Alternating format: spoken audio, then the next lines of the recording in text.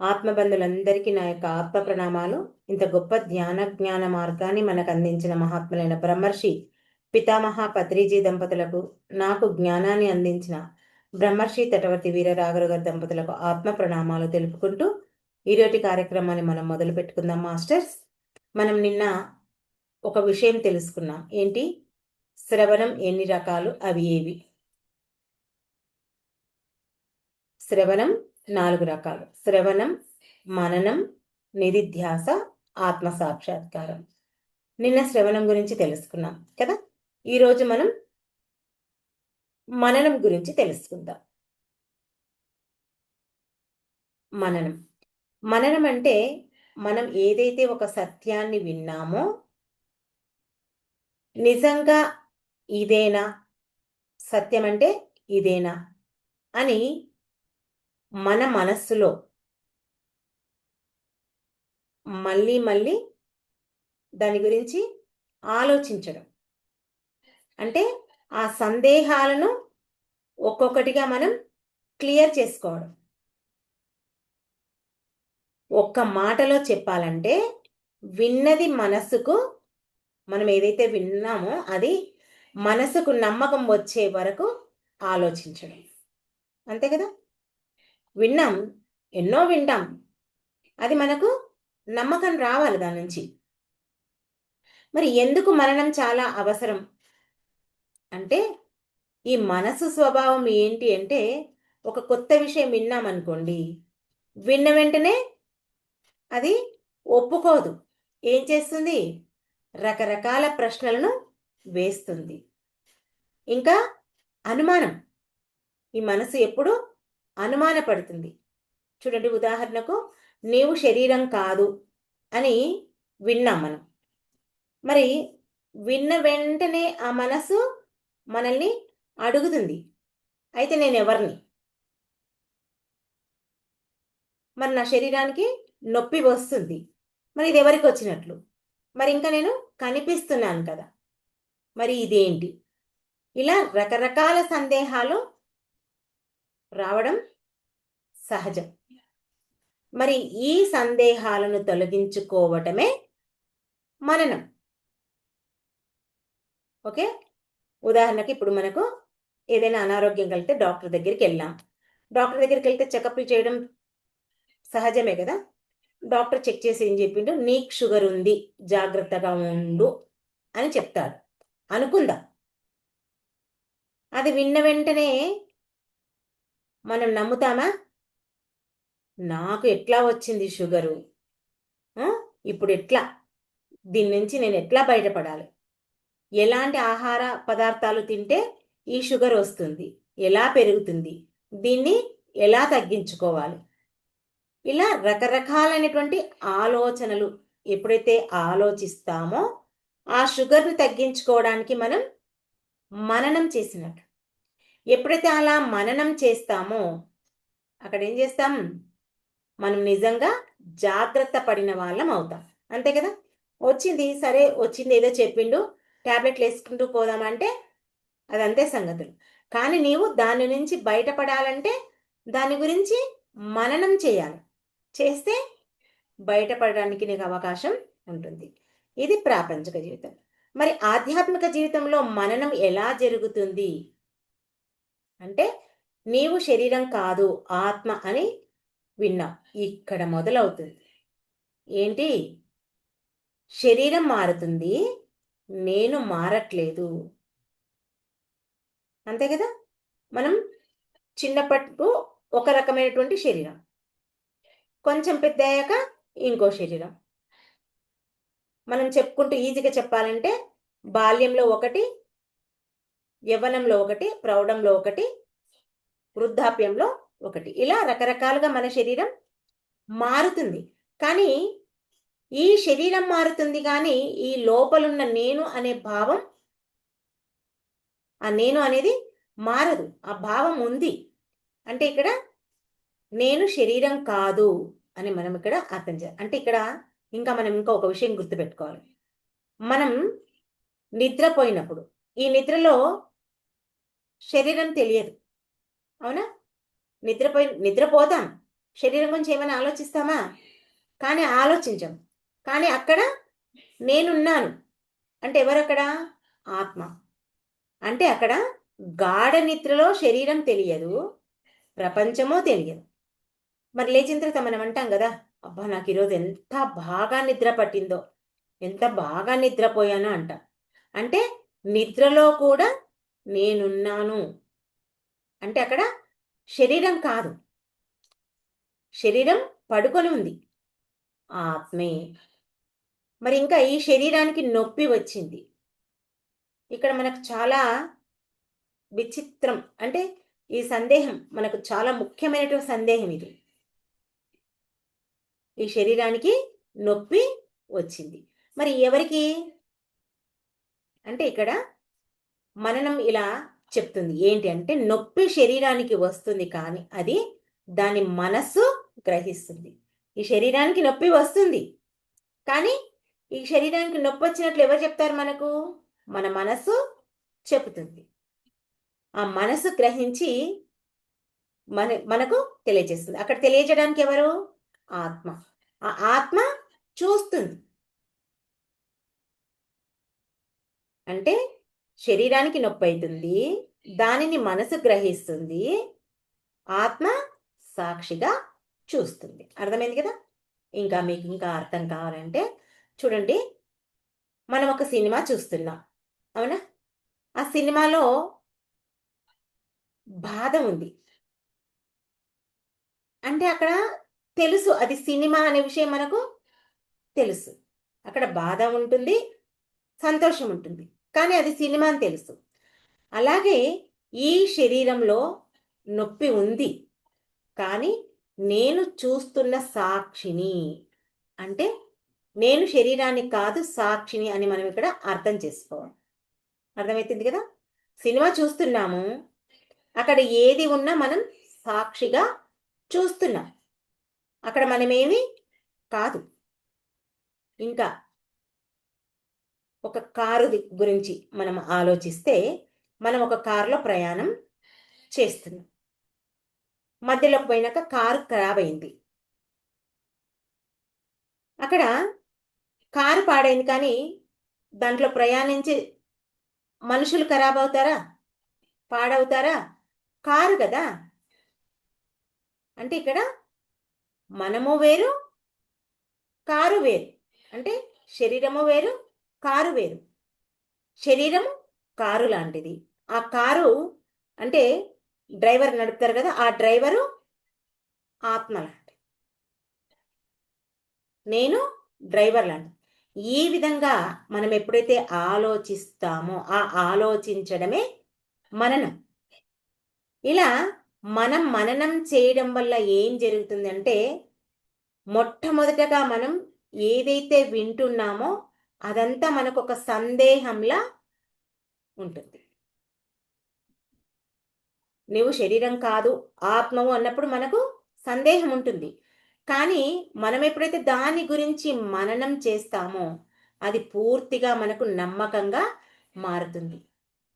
అంటే ఇక్కడ నేను ఆత్మను అని అన్నప్పుడు మనకు ఆశ్చర్యం అనిపిస్తుంది, నేను ఎలా ఆత్మను అని.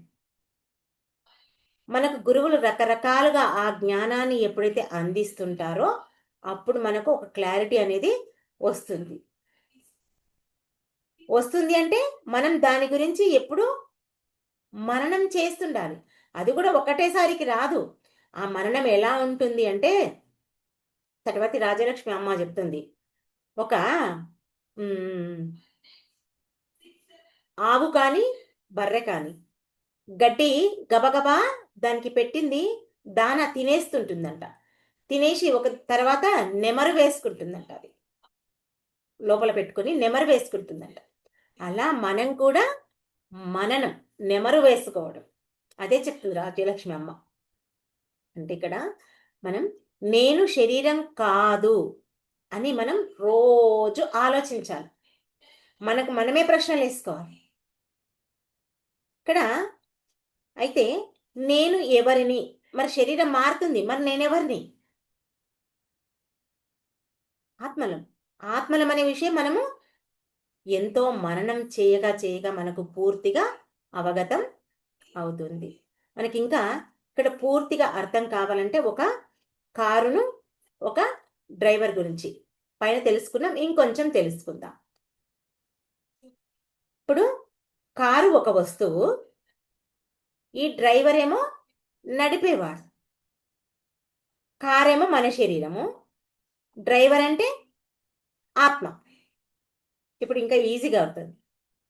అంటే ఇక్కడ చెప్పుకున్నాం, కారు పాడైంది అనుకోండి, డ్రైవర్ పాడవ్వడు. రిపీట్ చెప్తున్నాను, మీకు రిపీట్ చేస్తున్నాను అర్థం కావడానికి. కారు పాడైతే డ్రైవరు పాడు కాడు. ఏమవుతాడు ఆ డ్రైవరు? వేరే కారులోకి షిఫ్ట్ అవుతాడు. మనం ఎప్పుడైనా ఎక్కడికైనా పోతే కారు ఖరాబ్ అయితే ఏం చేస్తాం? వేరే కారులో ఎక్కిపోతామా లేదా? అలాగే అలాగే మనం ఈ శరీరంలో జీవిస్తున్నాం. జీవించేటప్పుడు మనకి ఈ శరీరానికి ఏదైనా అనారోగ్యం కలిగినప్పుడు ఏమవుతుంది? దాన్ని స్వస్థత చేసుకుంటాం. అంటే ఇక్కడ ఆత్మ మారిపోతాడా? మారదు కదా. ఎప్పుడో మనం ఈ శ్వాసలు తెచ్చుకున్న శ్వాసలు అయిపోతేనే ఈ శరీరం మారుతుంది. అవునా కదా? ఈ ఆత్మ వేరే శరీరంలోకి ప్రవేశిస్తుంది. అలాగే మనం చిన్నప్పటి శరీరం పెద్దయ్యాక మారింది. కానీ ఆ నేను లోపల చిన్నగా ఉన్నప్పుడు ఏదైతే నేను ఉన్నానో అదే అట్లాగే ఉంది. అంటే ఇక్కడ శరీరం మారుతుంది కానీ నేను మారను. అంటే డ్రైవర్ కారులో కూర్చుంటాడు కానీ అతను కారు కాదు. అలాగే ఈ శరీరంలో ఉన్నాను నేను, కానీ నేను శరీరం కాదు. కారు నాది, డ్రైవర్ నేను. మనం అంటాం, మరి నా శరీరం అంటే శరీరం నాదైతే నేను వేరే ఉండాలి కదా. అర్థమవుతుందా? ఏమంటాము? కారు నాది, డ్రైవర్ నేను. మనం ఏమంటున్నాం? నా శరీరం అంటే నాది అయితే నేను వేరే ఉండాలి కదా. ఇక్కడ ఒకటే, నాది అనేది ఒకటి, నేను అనేది ఇంకొకటి. అంతే కదా. నాది వేరే, నేను వేరే. అది ఒకటి, ఇది ఒకటి, ఇంకొకటి. కాబట్టి ఇక్కడ నాది కానీ నేను కాదు, నాది కానీ నేను కాదు. ఇది మనం ఎప్పుడైతే గ్రహిస్తామో ఇక మనకు అక్కడ డౌటే లేదు. ఇది మనం అసలైన విషయం, గ్రహించాల్సినటువంటి విషయం. అక్కడ మనకు క్లారిటీ వస్తుంది, నేను శరీరం కాదు ఆత్మను అనడానికి. అర్థమవుతుంది కదా. ఇంకొక ఉదాహరణ చూద్దాం. ఇప్పుడు మనం ఒక సినిమా చూస్తున్నాం. సినిమా చూసేటప్పుడు ఎవరు మనము? ప్రేక్షకులు. అంటే ఇక్కడ సినిమా ప్రేక్షకుడు. ఈ సినిమాలో సుఖము ఉంటుంది, దుఃఖము ఉంటుంది. కానీ చూస్తున్నవాడు వాటిలో పడిపోడు. ఆ సుఖంలో పడిపోడు, దుఃఖంలో పడు. ఎందుకంటే అది సినిమా అని తెలుసు. చూసేవాడు మాత్రమే నేను, అంటే నేను సాక్షిభూతుణ్ణి అని ఆ ప్రేక్షకునికి తెలుసు. అంటే ఆ సినిమాలో ఒక హీరోయిన్ లేదా ఉంటారు కదా పక్కన కూడా ఎంతోమంది, వాళ్ళు ఏడుస్తున్నారు. అప్పుడు ఆ సన్నివేశాన్ని మనం కనుక చూస్తే అక్కడ మనం కూడా ఏడుస్తాం. ఇప్పుడు ఏడుస్తలేములే, ఇప్పుడు గట్టిపడిపోయాం. కానీ ఇంతకుముందు సినిమాలో ఏది జరిగితే అలాగే మనం ఫీల్ అయ్యేవాళ్ళం. వాళ్ళు ఏడుస్తే ఏడ్చేవాళ్ళం, నవ్వుతే నవ్వేవాళ్ళం. ఏది అయితే మనం కూడా అది అయ్యేవాళ్ళం. కానీ నిజంగా మనం బాధపడుతున్నామా? వాళ్ళు ఏడుస్తుంటే మనం బాధపడుతున్నాం, ఎమోషనల్గా అవుతుంది. నిజంగా మనం బాధపడుతున్నామా? కాదు. ఎందుకు అంటే అది సినిమా అని తెలుసు కాబట్టి ఆ 2.5 గంటల సేపే నేను చూసేది. దాని గురించి నేను ఏడవాల్సిన అవసరము లేదు. వాళ్ళు నటిస్తున్నారు అనే విషయం మనకు బాగా అర్థం అయింది కాబట్టి అక్కడ మనం ఏమీ బాధపడం. అలాగే సినిమాలో ఏమంటారు? అగ్ని అంటే మంటలు వస్తాయి. ఆ మంటలు వచ్చినప్పుడు ఆ తెర కాలిపోతుందా? మనం చూసే సినిమా తెర మీదనే కదా చూసేది. తెర కాలిపోతుందా? కాలదు. కేవలం చిత్రం మాత్రమే అది. అలాగే ఈ శరీరంలో బాధ ఉంది, కానీ నేను సాక్షిగా ఉన్నాను.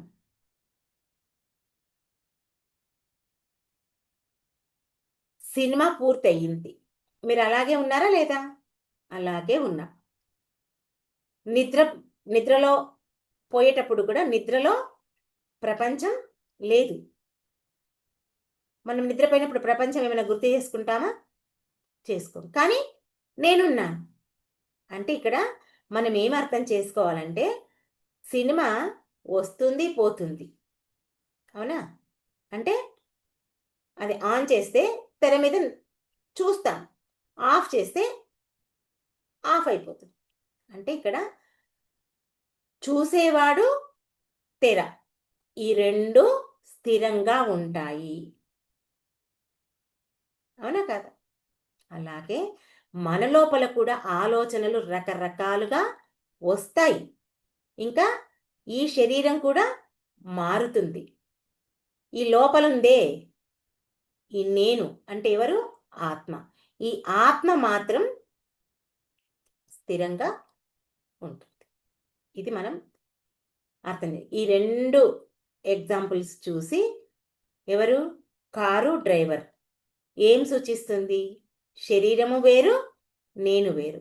సినిమాలో ప్రేక్షకులు వేరు, అనుభవాలు వేరు. నేను మాత్రం సాక్షిభూతిని అని మనం ఇక్కడ గ్రహించాలి. కానీ ఇది మనం గ్రహించక ఏమనుకుంటాం? ఆ కారు నేనే అనుకుంటాం. సినిమాను నిజంగా మనమే అనుకుంటాం. అనుకోవడం వల్లనే మనకు బాధ. ఈ శరీరం కూడా మనం అనుకోవడం వల్లే బాధపడుతున్నాం.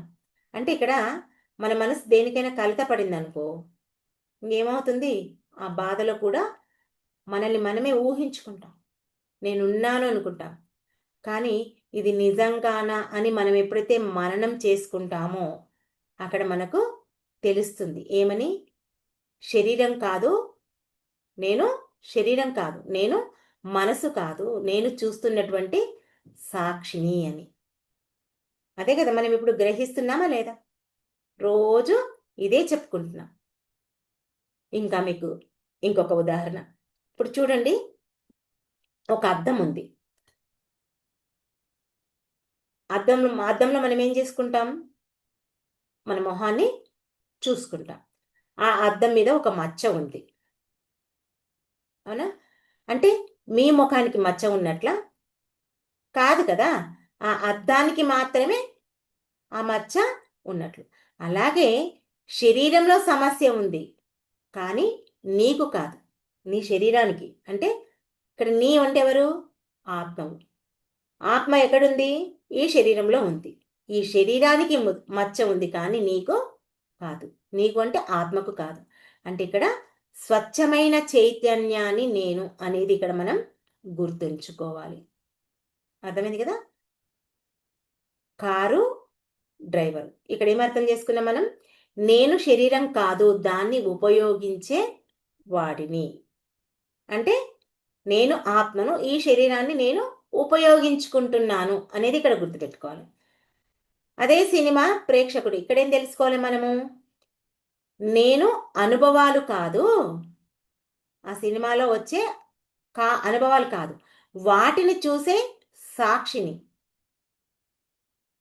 అంటే ఆ సినిమా నడుస్తుంటే సినిమాను చూస్తున్నాం మనం.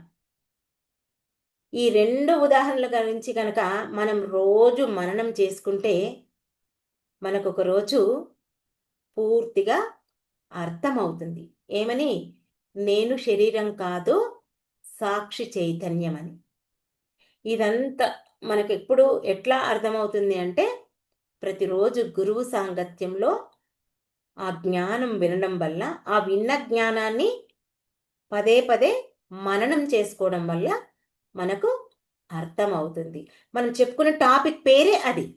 ఏంటి? మననం. మననం చేస్తేనే మనకు పూర్తిగా అవగతం. ఏమర్థమవుతుంది?